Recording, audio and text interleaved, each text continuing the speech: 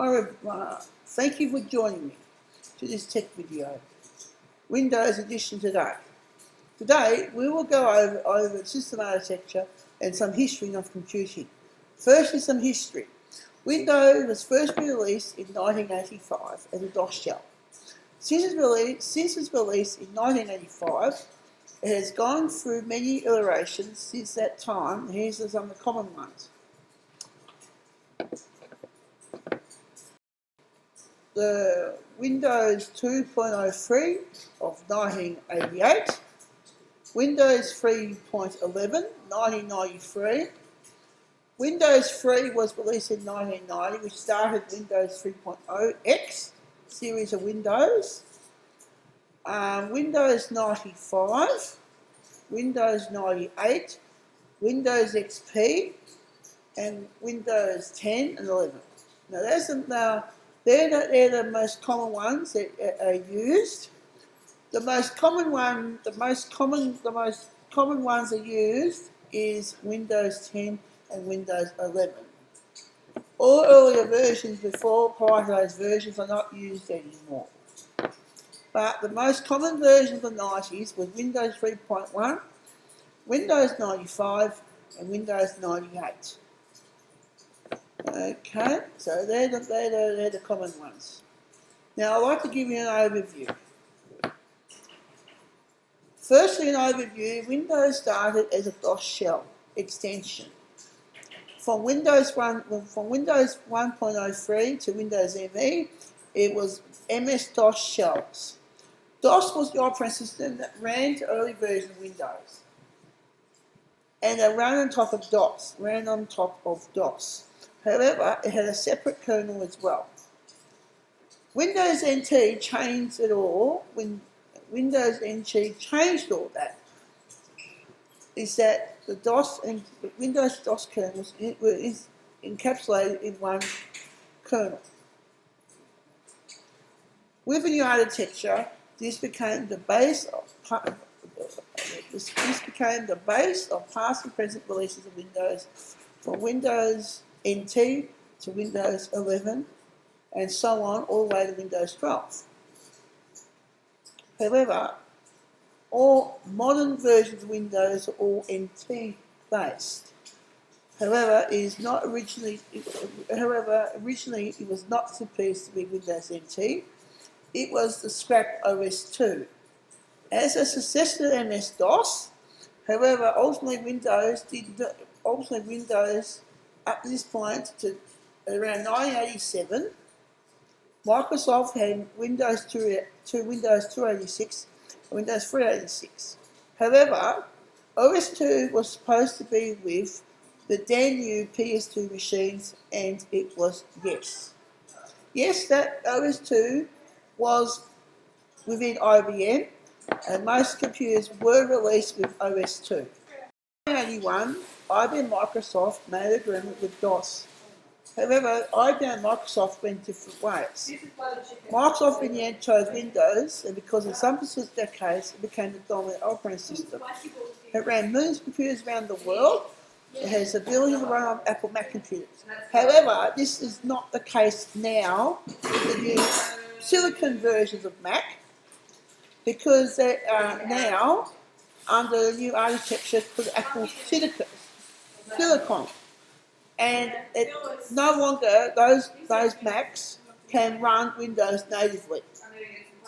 The Intel version of Macs from 2006 to about 2020, Intel-based Macs can run Windows under Boot Camp. But these newer versions of Mac, which is the Mac Silicon versions, cannot run Windows natively. You need third-party software such as VirtualBox. The original version of Windows NT should have been OS2. This was to replace MS-DOS because Microsoft altered their portion of OS2 code and turned it into the Windows NT prototype. And around 1990, during this time, they were developing Windows 3, and during this time, there was still a DOS shell. That was Windows 3, the DOS shell, right? running under DOS until Windows ME. This was a mix. Windows ME was a mix between Windows 98 and 2000, and in my opinion, is the worst release ever. I skipped these versions from Windows ME to Windows XP in 2003 because all the stuff I heard of Windows ME, it was all buggy. In around 1990, Microsoft released Windows 3. And this was the current version of Windows at that stage until Windows 3.1 arrived in 1992. However, it all ran under DOS. Now, here's a parallel around that time with a Macintosh. Apple Mac used to be called Macintosh back then. The Macintosh was far superior to Windows. It had a far better shell. It was far ahead of Windows. The change of Windows design was about to take place in the years to come. The Windows architecture of then and future version of Windows. It was then of the release of Windows NT in July 1993. In the last, at least 15 versions of Windows was released in the last 32 years.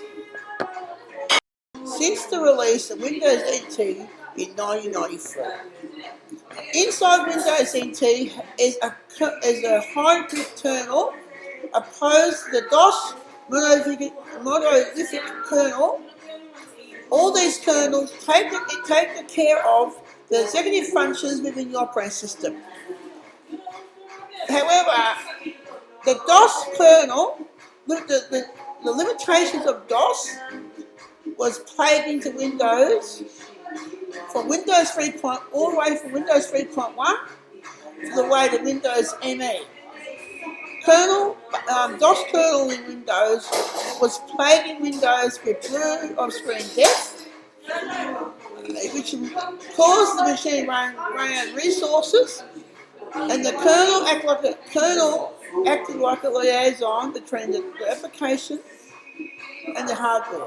It still does do that today. That's what the kernel does. It's like a go-between between the hardware and the software. It's in between.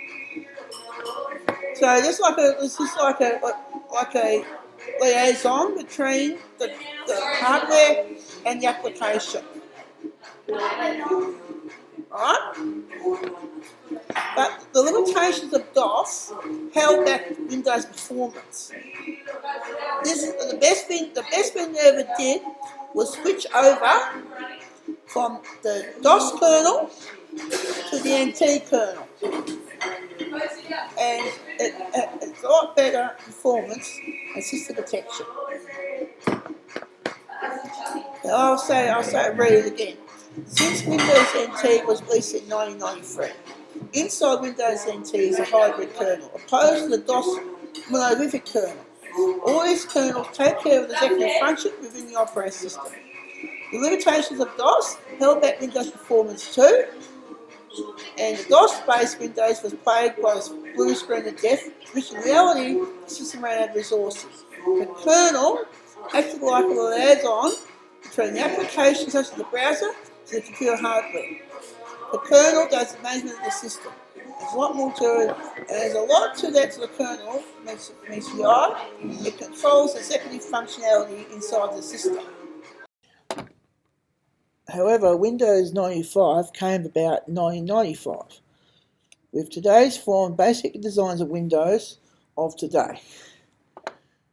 The Start menu was introduced.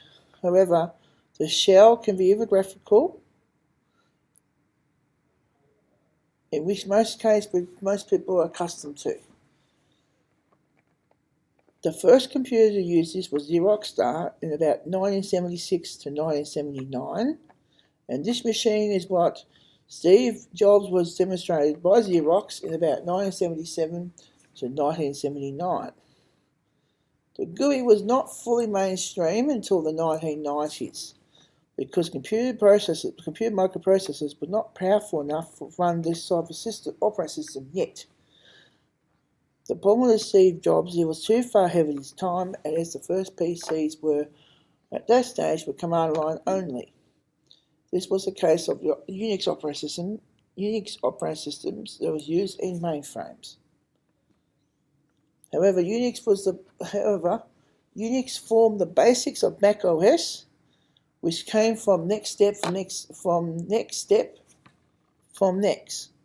is different to Windows kernel.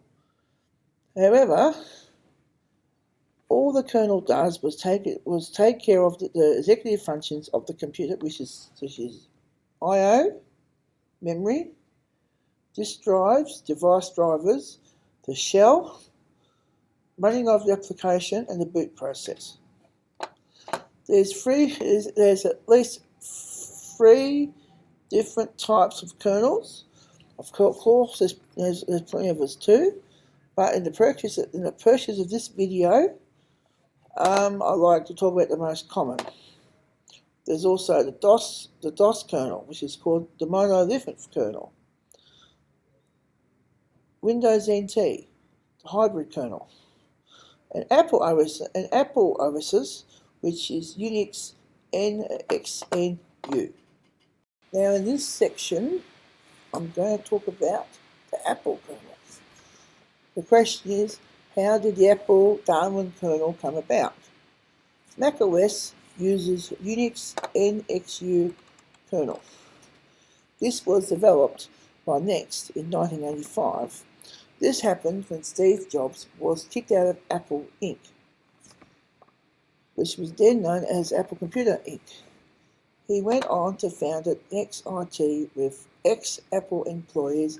However, he ran into the same problem as with the Macintosh. The hardware was not powerful enough to run the operating system and the application features that Steve Jobs wanted. The trouble is, the main problem with the Macintosh is that it was too far ahead of its time. And Steve Jobs' expectations was about 5 years ahead. He wanted the machine to perform as if it was around 1989.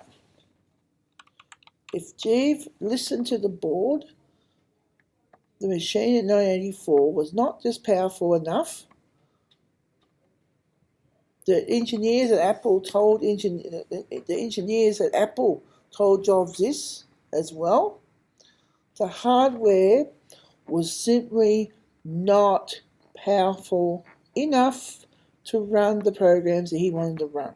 So that means he was trying to push the original Macintosh to its absolute limit.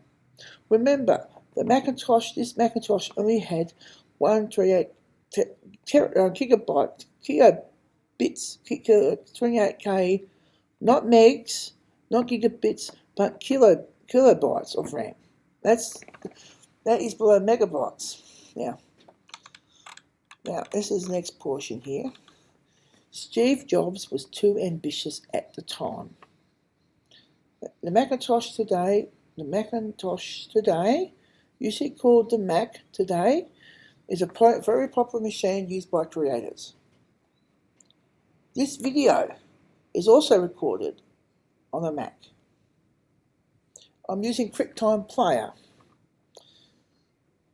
to record this very video, built by a Mac that was made 30 years later, after the original Macintosh. The machine, it's very, very popular by creators and the creativity industry. The machine was not powerful enough to even run the operating system.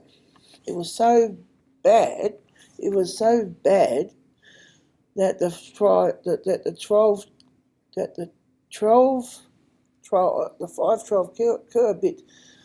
kilobyte prototype had to be used for the demonstration in 1984. However, this caused a great big controversy at Apple. At this stage, At this stage in 1984, the Macintosh was not liable as the Apple II was, and this is what the main problem was at Apple in about 1980, back in the 80s. Now, the Apple II was a top seller. The machine did not run the software running to its limits. Of course, it had its limits. Of course, it did, but the software was not power hungry as Macintosh as operating system for the Macintosh. It was trying to run software that was beyond its limits. So ambitious. This is a story of over-ambition. Now, as a result of this, he was kicked out of Apple in 1985, which was probably the best move for Apple to make at that stage, to get him out, so Apple can his time, his ambition was good, his ideas were good, but the timing was not appropriate at that stage. The microprocessors back in 1985 were simply not powerful enough to do what he wanted to do, and that is the main problem around then. As a result, he was kicked out of Apple in 1985. He went on to found Next, which he developed which he then developed the Next operating system, Next Step operating system, which uses the NXU kernel. And this is the forerunner to Mac OS. The reason why Mac is called Mac was called Mac OS. Mac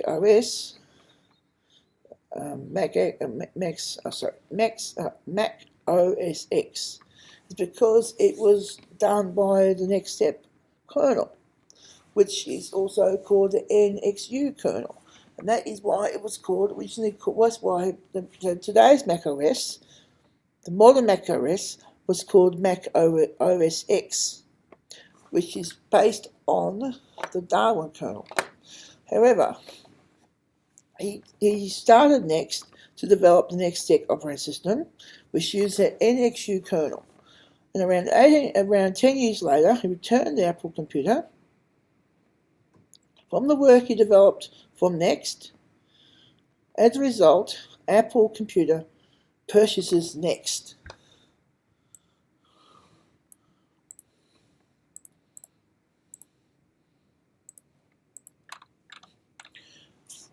From Steve Jobs, he went on to develop the Mac OS X, which is the successor to the original Mac OS Classic, using early Macs from 1984.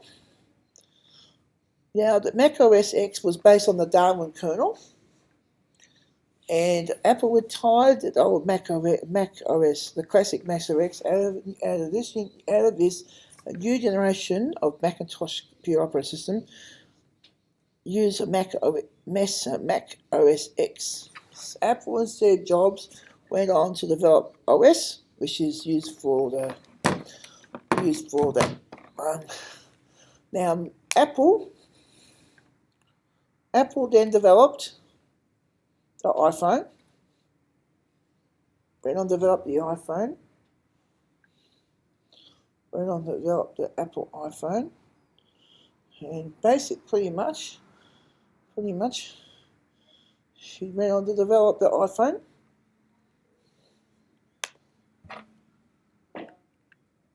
Which is also based on the same kernel, as the Mac OS X, and which is now called Mac OS.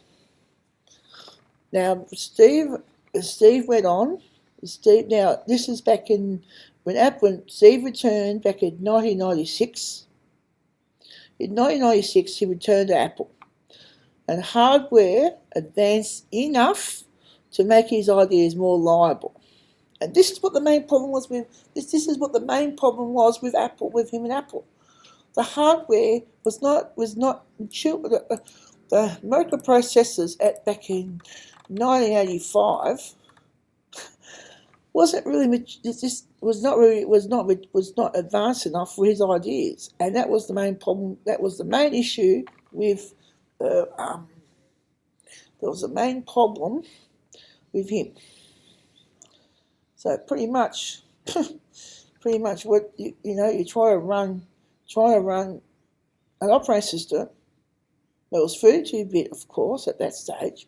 The processor could do it, but the amount of memory that was on the computer there to run Mac OS in 1984, and it was the amount of memory is on there 128, was simply not enough to run the program. Was not enough memory to run even the operating system.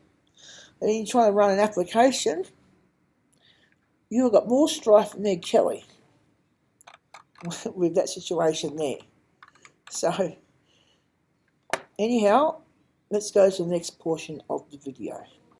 In this portion of this video today, I'd like to talk about the shell and the kernel. The shell is an app, just like any other app, but it's a component of your operating system. This can either be the GUI or the command line, or both. Advanced users mostly uses command lines. In Windows, since Windows 97, there's been a successor to, in Windows, since Windows Vista Windows 7, there's been a successor to the command line, which is similar to what DOS was. This is called PowerShell. This is designed to give direct access to the kernel.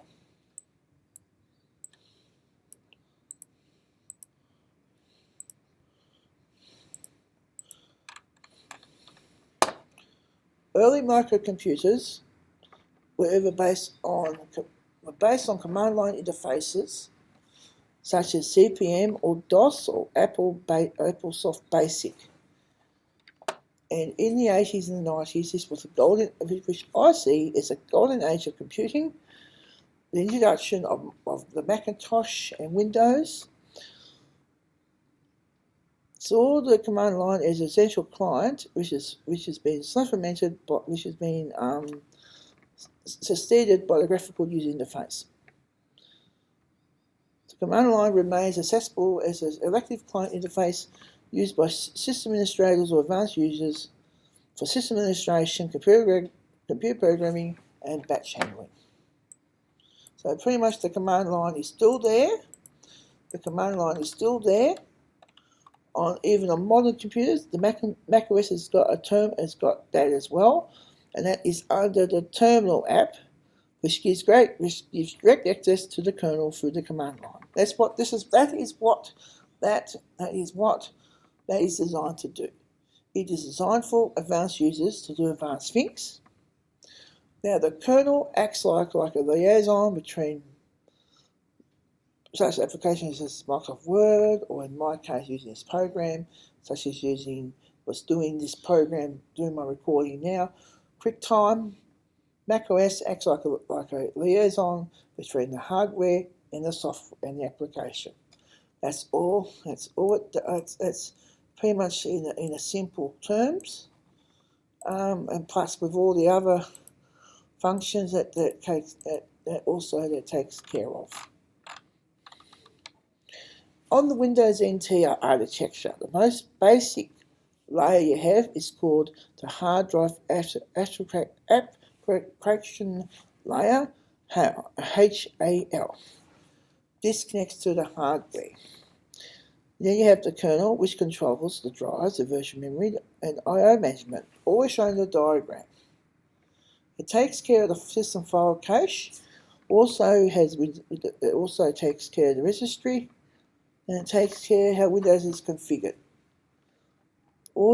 Above the kernel, we have the kernel mode interfaces and system service dispatcher, which manages the processes and the threads.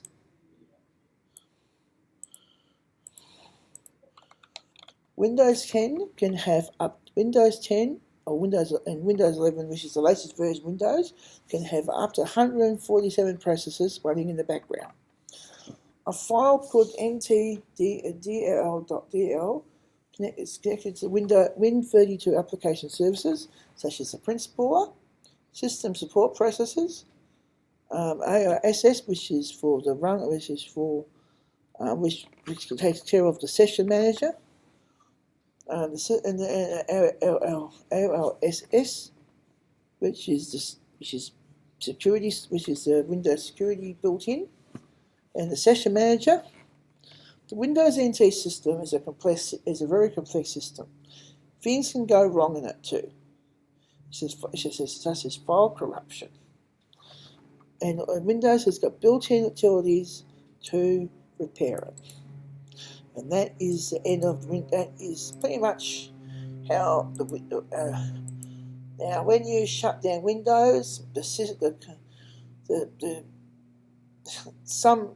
component inside the operating system the session manager, I believe, tells the kernel to start shutting down Windows.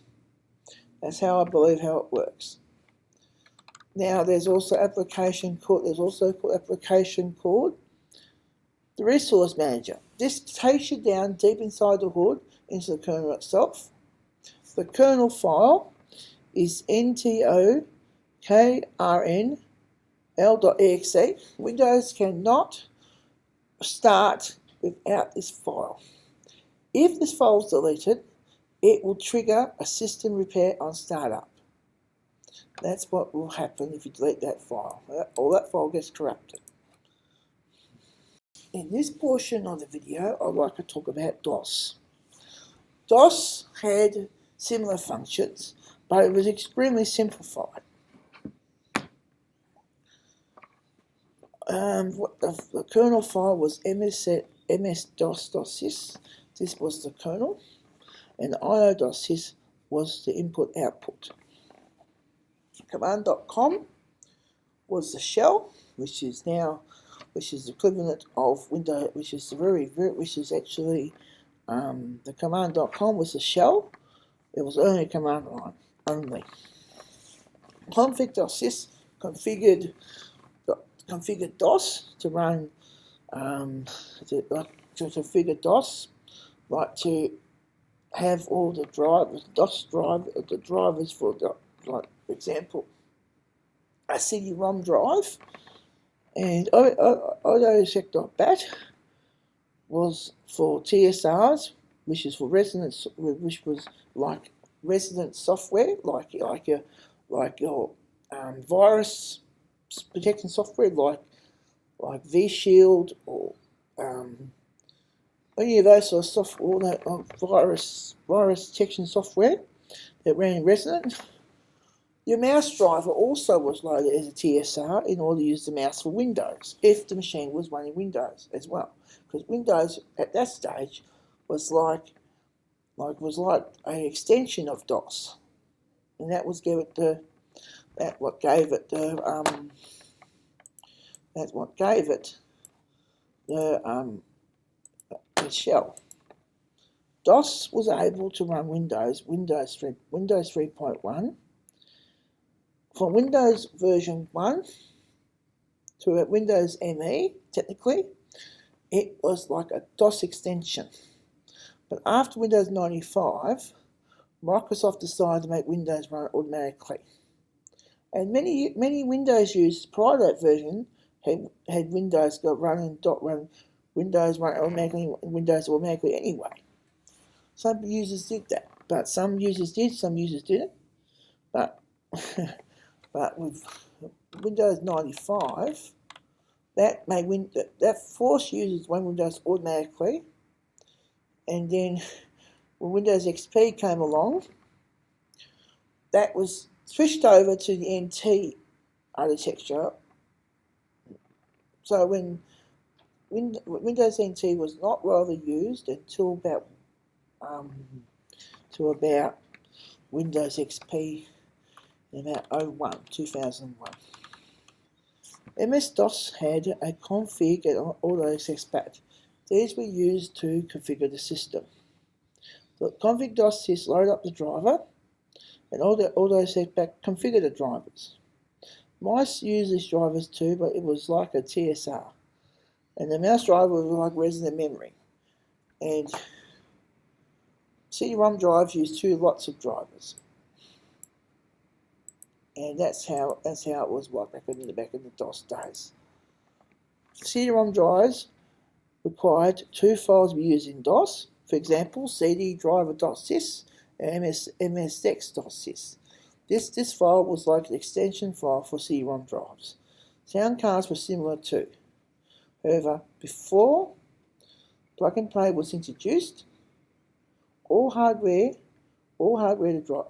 devices required a driver. Even today, with modern computers, every device has got a driver, from your mouse to your webcam to your printer. All devices need a driver, even on the Mac.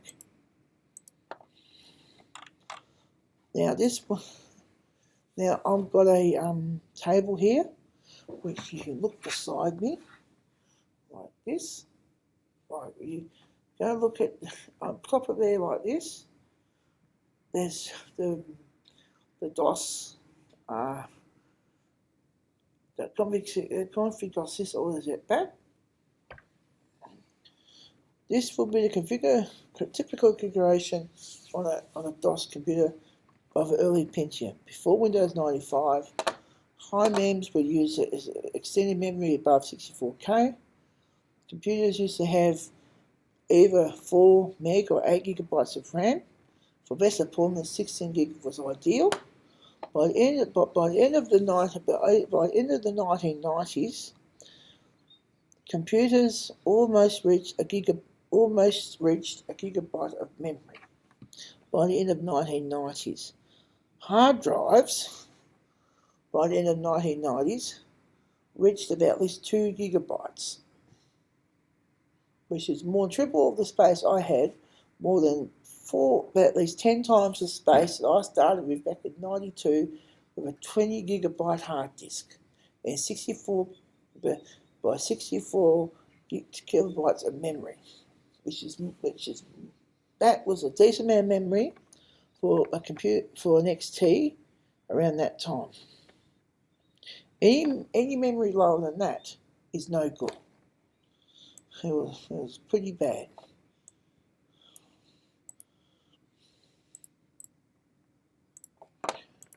When Windows 95 was introduced in 1995, plug and play was also introduced.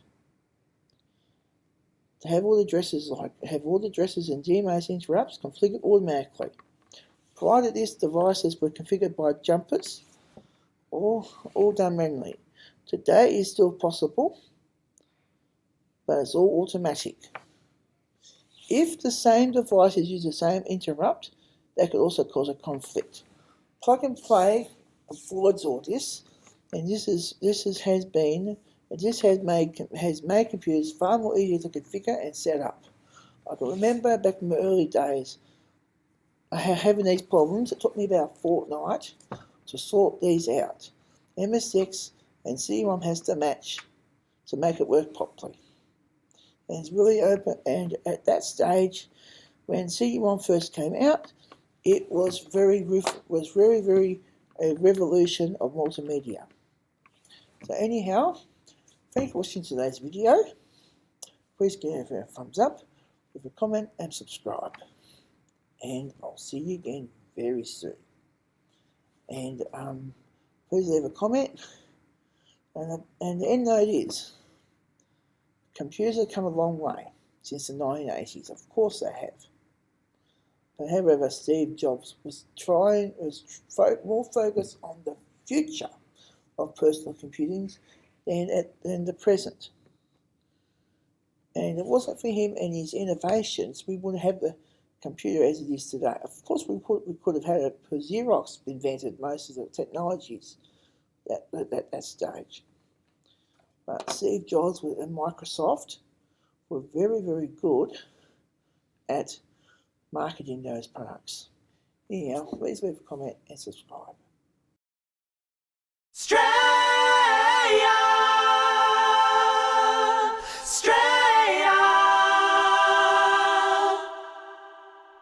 My country don't share.